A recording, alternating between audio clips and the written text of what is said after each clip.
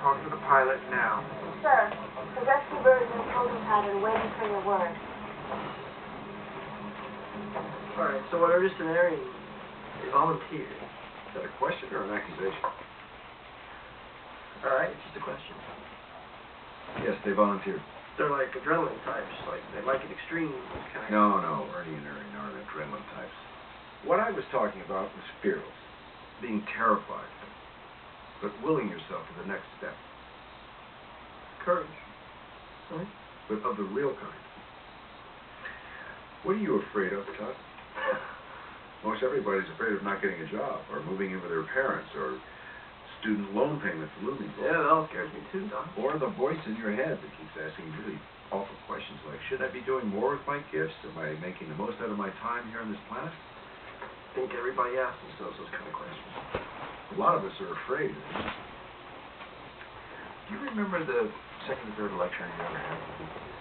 And I called you out of the blue? You sat way over to the side where most of you guys sit when you don't want to be called on to talk. You know, close enough to have commitment, but just far enough away where I can't see you and call on you. It's called embarrassment. You asked me what I thought about the reading, and I just said I didn't do the reading. But on reflex, no excuses, no bullshit, honest. I was just terrified. But you willed yourself to the next step. Did you remember the subject we were discussing?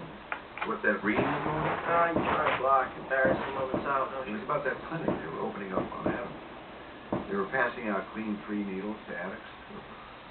And a class of 80 people thought that that was a pretty good idea. They thought, yeah, stop spreading the disease and maybe cut crime a bit. And you said, Look, if we're going to spend tax dollars, our tax dollars, to help people break the law in a safer way, why don't we have a designated drunk driver lane on the highway, too? It's a much bigger problem than IV drug use. And it's the exact same logic. You're talking economics. Yeah, I'm talking economics, and I'm also talking about safety. No, wait a minute. You just admitted you didn't even read the assignment. No, I didn't, but I can still think. I still got a Right. Right. No. Well, you know, I can kick a hornet's nest with the best of them, Doc. yeah, but the kid who didn't read the assignment and admitted it becomes the center of one of the most interesting debates I've ever been a part of. Where did that kid go? So you think that the number of troops that we have in Afghanistan now is enough? I do. And a big part of why we're able to do more with less in Afghanistan, outside of the precise intel that we have in the area, is the superior nature of our special forces. I mean, these guys are pros. Mm-hmm. It really reminds me of Abrams in '68.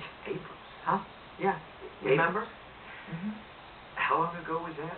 Can't get the Viet Cong to engage in big fights, so we'll send out smaller groups so that they can't resist ambushing us. At least we'll be fighting. 58,000 names say that new strategy didn't work out so well. What is your problem with evolution? With utterly capable platoons of special forces soldiers surgically ferreting out the enemy. Again, platoons are small. Again, small is the point. Abrams. What are you, TiVo, the History Channel? No. 68 was my first year reporting with my college newspaper. Liberal rag? Yeah. I never lost my taste for it. Lucky me. 1968? Yeah, you were 6. Been reading at a 6th grade level. 40 years in this racket.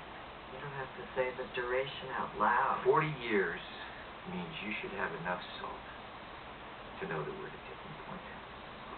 And the American people need to understand it is not only our choice to stop these insurgents, but our moral obligation. We simply cannot allow their form of evil and terror to spread.